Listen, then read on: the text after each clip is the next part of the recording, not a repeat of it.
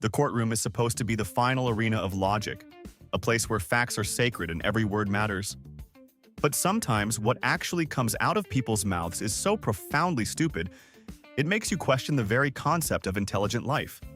This isn't about legal loopholes. This is about a total system failure of the human brain. Here are 49 moments where the scales of justice were tipped by sheer, unadulterated idiocy. 1. When you're called as a witness, the unwritten rule is to at least pretend you respect the institution. A teenage witness was asked if he understood the gravity of the situation. His response? "Of course, I dressed up for it." He had, in fact, put on a suit jacket, a noble effort to be sure. But it was draped over a hoodie proudly proclaiming probation vibes. The judge didn't gavel. He didn't speak. He just stared. For 5 solid seconds, a silence descended that contained multitudes, the disappointment of 1,000 failed defendants, the slow death of hope for the next generation, and the quiet contemplation of early retirement. The proceedings then continued, but a little bit of faith in humanity had left the room. 2. There are moments in a trial where a lawyer asks a question so profoundly stupid, it seems to bend the fabric of reality. During a murder trial, one such legal eagle turned to the pathologist on the stand and asked, "Doctor, how many autopsies have you performed on dead people?" The entire courtroom held its breath. The pathologist, a man who clearly dealt with nonsense on a daily basis, paused, blinked, and delivered his response with the deadpan precision of a surgeon. "All of them," he said. "I find the living ones tend to complain." It wasn't just a laugh that followed. It was a cascading failure of courtroom decorum, a tidal wave of snickering that even forced the stenographer to stop typing, lest "I find the living ones tend to complain." 3. A lawyer's job is to quantify the unquantifiable, like a witness's certainty. So, when a woman was asked, "Are you certain of what you saw?" he expected a yes or no. Instead, she drew a line in the sand, a culinary hill she was willing to die on. "I am as certain," she declared, "as I am that pineapple does not belong on pizza." The lawyer, completely unprepared for this pivot into gastronomic law, stammered, "So, very certain?" Her reply was swift and absolute. "I'd stake my life on it." For one beautiful, chaotic moment, everyone forgot about the alleged crime. The only real question left was whether this pizza-related heresy would be struck from the record. 4. The chain of events can be crucial to a case. So, when a witness described a slapstick routine involving a cat and a flight of stairs, the lawyer had to follow up on the details. "What happened after you walked out of the house?" he asked. "I tripped over my cat, fell down the stairs and swore for 5 minutes," she replied. A simple, if unfortunate, series of events. But then the lawyer asked the million-dollar question, "And was the cat yours?" The witness answered as if it were the most normal explanation in the world. "No, it was visiting." The courtroom processed this. A transient, non-resident cat was the culprit. The judge's sigh wasn't just tired, it was existential. Somewhere, a cat was adding obstructing justice to its list of hobbies. 5. If you've ever worked in an office, you know the power of weaponized corporate jargon. A defendant accused of stealing office supplies presented a defense that was a masterclass in this nonsense. "I wasn't stealing," he insisted. "I was conducting an impromptu productivity audit." When pressed for what tools this audit required, he listed 3 staplers, a desk lamp, and most mysteriously, half a printer. What workflow does one evaluate with half a printer? The flow from the desk to the dumpster? The judge, entirely immune to this corporate doublespeak, shot back, "Unless you're using that equipment to draft a resignation letter, your audit is officially over." 6. The legal defense of provocation is a high bar to clear. Usually, it involves a credible threat or a serious insult, not a difference of opinion on domesticated animals. A woman being sued for damaging a car admitted her guilt, but with a bizarre justification. "I hit it, yes," she conceded, but with the energy of someone who was provoked. The judge, his curiosity piqued, leaned forward. "And what provoked you?" he asked. She looked him dead in the eye and said, "Its bumper sticker said, 'Cats are overrated.'" The air went out of the room. This wasn't about a dented fender anymore. This was a hate crime, at least according to the cat lobby. The judge just sat there, probably wondering if his law degree had a return policy. 7. You know, there's a reason "I did my own research" has become a cultural punchline. This defendant was its living embodiment. When asked if he understood the charges, he beamed with pride. "I read them on Wikipedia, twice." The judge, trying to be helpful, gently suggested that consulting an actual attorney might be a good idea. The man scoffed. "No need," he announced to the courtroom. "I'm a Sagittarius. We improvise." It was a bold strategy, relying on cosmic alignment rather than legal precedent. Turns out, Mercury was in retrograde that day, because his star chart for the afternoon just said, "Guilty." 8. Semantics. In a courtroom, they're everything. And some people believe that if they just choose the right words, they can redefine reality itself. During a heated cross-examination, a man was asked, "Did you yell at the officer?" He drew himself up with immense dignity, as if he were a poet being misunderstood. "No," he corrected. "I elevated my voice with passion." A beautiful, artistic turn of phrase. The judge, who clearly had no time for this performance art, translated it back into plain English for him. "Around here," he droned, "that's called yelling. Sit down." The man sat, presumably with the most passionate and elevated posture he could manage. 9. In a courtroom, a clear description of a suspect is paramount. So, when a witness was asked to describe the man he saw leaving the scene, he did his best. He was tall, wore a hoodie, and moved like a ninja. The lawyer, needing something a bit more concrete for the police report, pressed him. "What does that mean exactly?" The witness's eyes lit up, not with fear, but with genuine admiration. Like, he didn't make any noise. He glided. I was impressed, honestly. You could feel the entire legal process grind to a halt as the judge leaned forward and reminded the man that this was a court of law, not a talent show audition. 10. Trying to prove a point about negligence, a lawyer asked a homeowner, "So, you're telling me you didn't hear the burglar at all?" The homeowner just shook his head. "No, I sleep with a fan on." The lawyer, clearly sensing an opening, asked, "And how loud was this fan?" The man's face broke into a wide grin, filled with the pride of a true connoisseur of white noise machines. "It's a box fan on turbo," he boasted. "It could drown out a heavy metal concert in a wind tunnel." A silence fell over the room, as every burglar within a 50-mile radius suddenly felt a surge of inspiration for their next job. 11. Lawyers love to test a witness's memory, hoping to find a crack in their story. One lawyer asked, "Would you say your memory is reliable?" The witness confidently said, "Yes."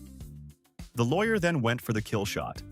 "And how, precisely, do you remember the events of July 8, 1984? The witness didn't even blink. "That's my birthday," he began, "and my dad caught on fire at the barbecue." The entire courtroom let out a collective, silent wince. The lawyer had his answer. Turns out, some memories don't just stick with you, they're seared into your brain forever. 12. A witness stated plainly, "I saw him stab the victim." The defense attorney, doing his due diligence, tried to introduce a sliver of doubt. "Are you absolutely sure it was a knife? Could it have been something else?" The witness glared back, her patience worn thin by the performance. "Listen," she snapped, "unless he was giving the guy a very, very aggressive shiatsu massage with a pointy metal object, yeah, it was a knife." The stenographer struggled to keep a straight face. It wasn't even lunchtime, and the defense's case had already been fatally wounded. 13. Parking disputes are usually petty affairs, but one woman brought a certain artistic flair to her testimony. "Yes, I parked in his spot," she admitted without shame, "but I did it with grace." The prosecutor, baffled, asked her to elaborate on this graceful crime. "I reversed smoothly," she explained. her hands mimicking the turn of a steering wheel. No tire squeals, perfect alignment, a 10 out of 10 precision park. The judge looked down from his bench, a small smile playing on his lips. "Ma'am, it's still illegal," he said, "but I am genuinely impressed." 14. There's a fine line between being a guest and being a pest. A man accused of crashing a wedding tried to argue that he was on the right side of that line. It wasn't crashing, he insisted. It was surprise attendance. When the prosecutor asked the obvious follow-up, if he was actually invited, the man offered a truly next-level excuse. "Not officially, no, but spiritually, I was." His spirit apparently had a huge appetite, consuming 3 plates of food before he went on to catch the bouquet. Unfortunately for him, spiritual invitations are not recognized in small claims court. 15. Establishing a timeline of events is crucial in any case. So a lawyer asked a witness, "How did you know the fight was about to start?" She looked at him like he was an idiot. "He took off his earrings and handed someone his drink," she said, as if explaining gravity. That's the universal signal. The lawyer, a man of books and statutes, asked, "Is that a verifiable fact?" She shrugged. "It is in my neighborhood." A wave of silent agreement rippled through the jury box. Even the bailiff gave a slight knowing nod. Some truths are just self-evident. 16. A judge asked a defendant on trial if he had faith in the justice system. The man smirked and said, "Not really. A guilty verdict is so predictable." He then leaned forward as if sharing a secret and added, "But I believe in plot twists, and I, Your Honor, am the plot twist." The judge peered down at him over his glasses and replied, "The only plot twist here is how you managed to dress yourself this morning." Guilty. 17. A prosecutor, attempting to discredit a particularly shady witness, decided to go for a classic, high-drama question. "Tell the court," he boomed, "how many times have you lied under oath?" He was expecting a denial, a stutter, anything but the calm, clarifying question the witness actually asked. "You mean, this week?" You could almost see the prosecutor's brain rebooting in real time. The witness had just confessed to being a serial perjurer with the casual air of someone asking for the time. 18. At the end of a trial, the defendant is often asked if they have anything to say. It's a chance for remorse, a plea for mercy. This defendant chose a different path. When the judge asked, he stood up straight and declared, "Your Honor, I would like to plead temporary stupidity." A murmur went through the courtroom. The judge looked down over his glasses, a flicker of amusement in his eyes. "That may be the most honest thing you've said all day," he replied. The plea wasn't legally recognized, but it was without a doubt a moral victory. 19. During a civil suit, the plaintiff was describing the extent of her emotional damages. When asked how the incident had affected her daily life, she began with the expected. "I stopped trusting people," she said, her voice trembling.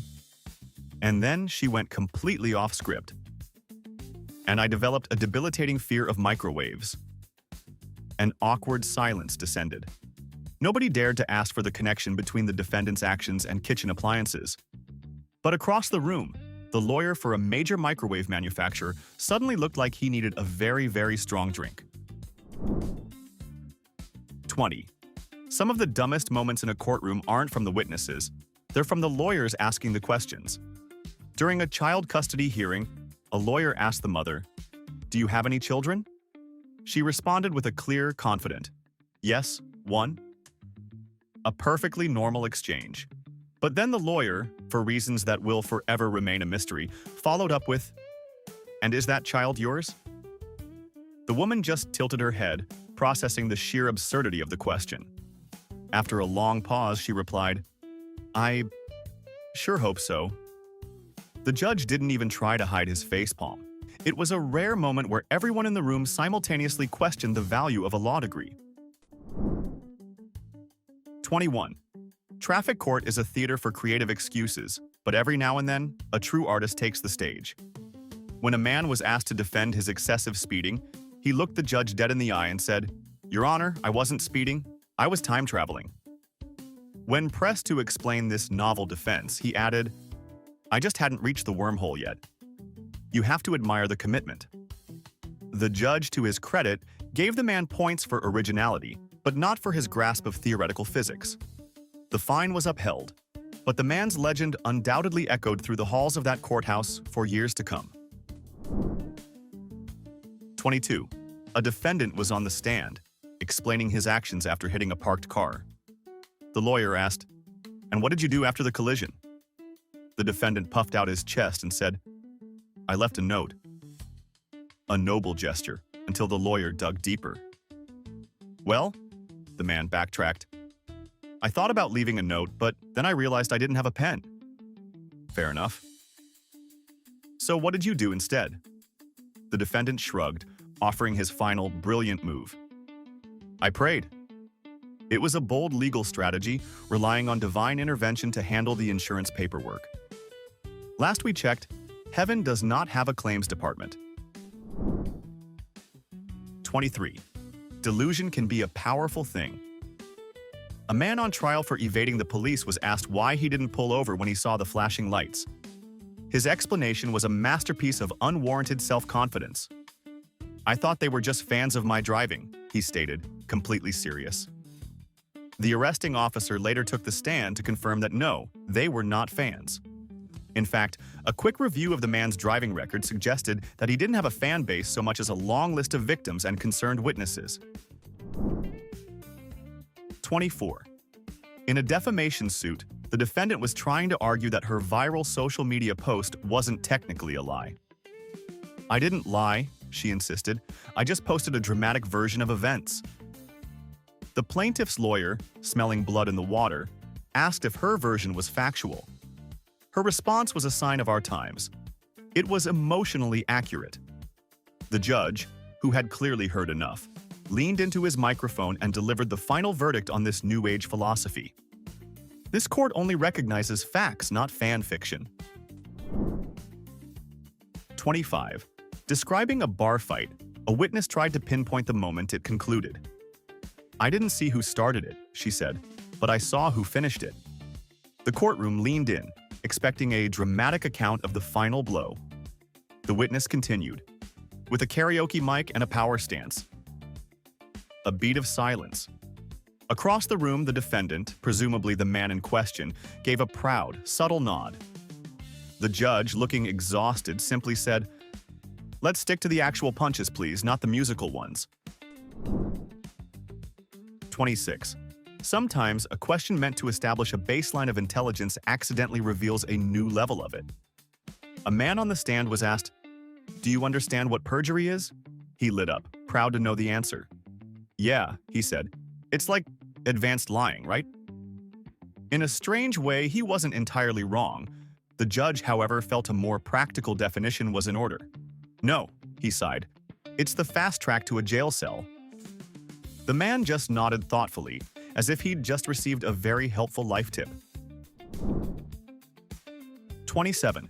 Defendants will try anything to delay the inevitable. But one man's attempt was truly out of this world. Just as the judge was about to deliver the sentence, the defendant stood up and declared, "I'm not ready. I need time to consult my horoscope." He seemed to believe this was a perfectly reasonable request. The judge, not missing a beat, retorted, "Your stars can wait, justice cannot," and proceeded to sentence him anyway. Turns out, the day's horoscope probably just said, "Avoid courtrooms." 28. When a woman was asked what made her so suspicious of her neighbor that she felt compelled to call the police, her answer painted a picture no one was prepared for. "He mows his lawn at night," she began, "barefoot, and he sings opera to his tomatoes." A hush fell over the courtroom. While none of that is technically illegal, the sheer, concentrated weirdness of that image was enough to convince everyone that something was deeply, deeply wrong next door. 29. The final plea before sentencing is a defendant's last chance to sway the judge. This defendant decided to shoot for the moon. When the judge asked if he had anything to say, the man stood up and asked, "Yeah, can I get house arrest in Hawaii?" The audacity was so pure that the judge actually let out a laugh before responding. Only if you build the jail yourself and bring your own ankle monitor. It was, sadly for the defendant, not a legally binding offer. 30. A prosecutor asked a key witness if he could identify the attacker in the courtroom. The witness pointed a steady finger and said, "It was him, the man sitting right at that table." Before the words even finished echoing, the defense attorney shot to his feet. "Objection!" he yelled. The judge peered over his glasses, first at the lawyer, then at the defendant. "On what grounds?" he asked. "He just pointed directly at your client." It was a spectacular cell phone, an objection that served only to underline his client's guilt in bright, flashing neon letters. 31. When a woman suing her neighbor was asked for the reason, she stated it plainly: "He stole my garden gnome." The courtroom snickered, assuming it was a frivolous lawsuit. Then she added, "But it's not just a gnome. His name is Frederick, and he's family." The laughter died instantly as she pulled out a full photo album documenting Frederick's life in the garden. The judge was seen whispering to the bailiff, "I think I've officially seen it all now." 32. Some excuses are so primal, they're almost understandable. A man tried to justify doing 85 miles per hour in a school zone by explaining, "I had just eaten tacos and needed a bathroom, fast." He pleaded his case, insisting it was a taco emergency of the highest order.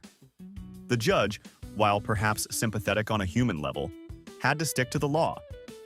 "Sir, a taco emergency is not currently listed in the state traffic code," he said. Then he paused. Yet.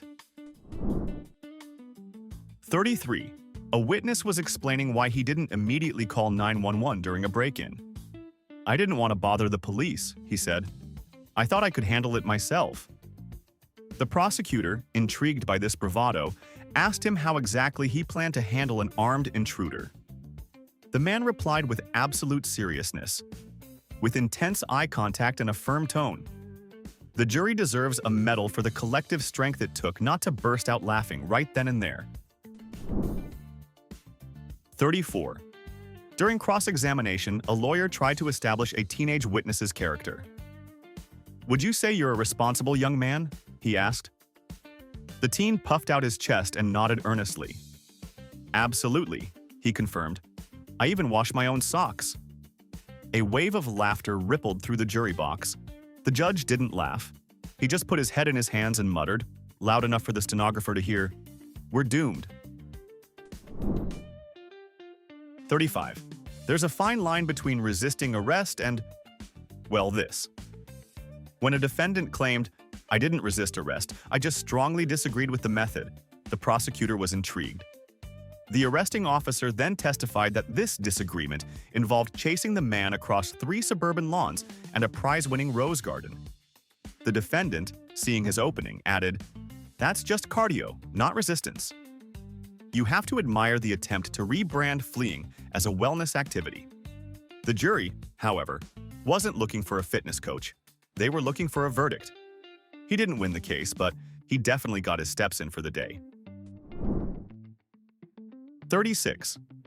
In traffic court, a man was questioned about ignoring a no U-turn sign. He was asked if he understood what it meant. "Oh, absolutely," he replied, "but the sign was quite faded. It looked tired. I felt that forcing it to witness my U-turn would have been disrespectful to its condition." The judge was speechless for a moment before finally saying, "The sign's feelings are not admissible in this court. The fine, however, is very much mandatory." 37. Vandalism is in the eye of the beholder. For one man on trial, it wasn't destruction, it was a public service. "I didn't destroy the property," he argued. "I upgraded it with street art." The judge, likely picturing a tasteful mural, asked what he had painted. The defendant proudly described his masterpiece, a flaming skull with angel wings, clutching a sword, above the words, "Justice is a vibe." The property owner, who now had to look at this on his garage door every day, strongly disagreed with this artistic assessment. So did the jury. The vibe was, in fact, guilty. 38. Shoplifting defenses are rarely creative, but this one deserves a special mention. When a man was accused of stealing, he claimed he was merely testing the product's portability. The product in question, a full-sized industrial-grade vacuum cleaner. The judge, playing along, asked how the test went. "I got 3 blocks before I was stopped," the man reported. "I'd say it's highly portable, 5 stars." While his feedback might have been valuable for the manufacturer's R&D department, it did absolutely nothing for his criminal defense. 39. During a trial for stealing a high-end television, the prosecutor asked the defendant a standard question. "Can you tell the court where you were on the night of the burglary?" The defendant immediately shot to his feet and yelled, "Objection! I don't have to answer questions about where I hide my illegal marijuana stash." His own lawyer just slowly put his head in his hands as the entire courtroom fell silent. 40. A man on trial for public urination tried to argue a novel legal theory. "It wasn't public," he stated. "I was behind a bush." The officer then clarified for the court that it was a very, very small bush. More of a shrub, really. Undeterred, the man declared, "Then I plead bush-based privacy." He tried to invent a whole new legal right on the spot. The judge looked down and said, "Sir, that's not a thing." The man shot back, "It should be." He lost the case, and the noble cause of bush-based privacy died with it. 41. In a car accident case, the plaintiff kept insisting, "The other car just came out of nowhere." The defense attorney, exasperated, asked sarcastically, "So what are you saying?" "It materialized from another dimension." The plaintiff's eyes lit up as he pointed at the lawyer and exclaimed, "Exactly! It was a glitch in the matrix. It's not my fault." The judge sighed heavily and said, "The only glitch I see is in your testimony. I'm finding you in this reality." 42. A witness claimed he saw the entire robbery unfold. "I was watching from across the street with my binoculars," he testified. This raised an immediate question from the defense attorney. "Why exactly did you have binoculars in the middle of the city?" The witness shrugged nonchalantly. "Birdwatching." The lawyer paused, letting the absurdity hang in the air. "Sir, the robbery took place at midnight." The witness, without missing a beat, replied, "Owls are birds too, counselor." You can't argue with that logic. 43. The phrase, "a fool for a client," exists for a reason. This defendant was that reason.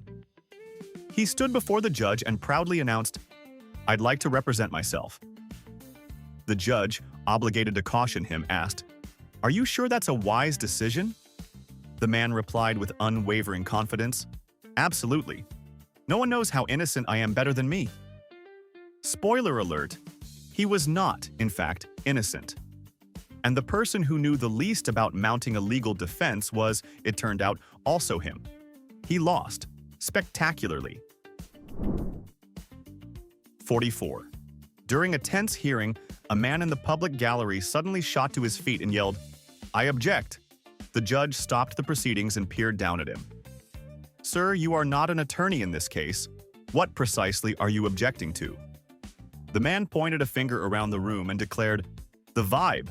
I'm objecting to the entire vibe in this room." He was promptly removed, leaving everyone in stunned silence. The bailiff later said it was the most confusing objection he'd ever heard, and he'd once seen a guy try to object to gravity. 45. Sometimes the most honest answer is also the most incriminating. A defendant on trial was asked a simple question by the prosecutor. "Why did you run from the scene of the crime?" The man shrugged, as if the answer was obvious. "Because I didn't want to be there when the cops arrived." The prosecutor followed up. "And why not?" The man gave him a look that said, "Are you new here? Because I knew they'd start asking a bunch of annoying questions just like this." He was, if nothing else, consistently unhelpful to his own case. 46. A witness was describing a heated argument she saw at a trendy coffee shop. "It started over oat milk versus almond milk," she explained. "It escalated really fast." The lawyer asked if the confrontation had become violent. "Only emotionally," the witness clarified. They started throwing latte art insults at each other. The courtroom was left to imagine what, exactly, a latte art insult sounds like, but everyone agreed it was the most first-world crime they had ever heard of. 47. When asked if he regretted his decision to flee from the police, a defendant nodded thoughtfully. "Yes, I do," he admitted, "but only because I tripped." The arresting officer then took the stand and confirmed that the fall had occurred approximately 2 feet into the chase. The man's grand escape plan had the longevity of a fruit fly. The defendant later added, "In my head, I was much faster. Turns out I'm not fast, I'm just confident." 48. In a noise violation hearing, a defendant argued his case with passion. "My music wasn't too loud," he insisted. "My neighbors are just too sensitive." The judge asked what song had caused such a disturbance. The man's face lit up with pride. "My dubstep remix of the national anthem." When the judge asked for a description, he explained, "It starts with a 2-minute loop of fireworks and ends with a synthesized eagle scream."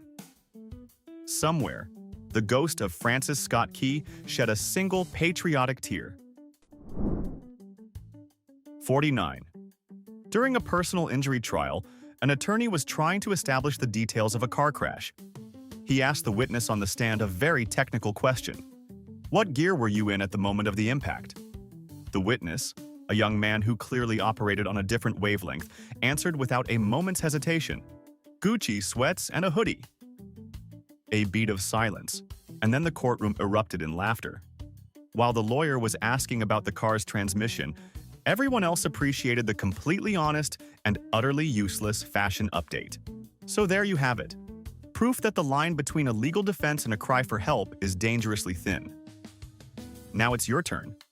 We've all had that moment where we're forced to listen to someone whose train of thought has completely derailed. What is the absolute dumbest, most logic-defying statement you have ever heard a grown adult say with total, unwavering confidence? I want the quotes that made you have to physically reboot your own brain. Unload the best ones in the comments. And while you're at it, sentence that like button to a lifetime of being clicked and subscribe for more proof that reality is officially broken.